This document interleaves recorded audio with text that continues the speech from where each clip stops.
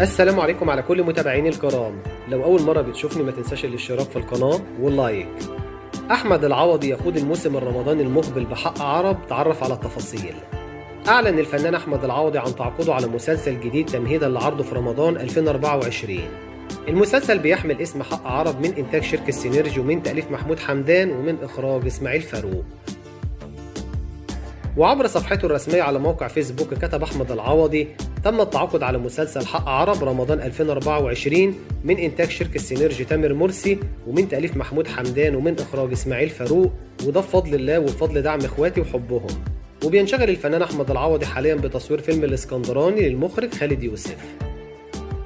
يشار إلى أن أحمد العوضي أعلن عن مشاركته ببطولة فيلم الإسكندراني من إخراج خالد يوسف عبر نشر مجموعة صور ليهم مع بعض على حسابه بموقع فيسبوك.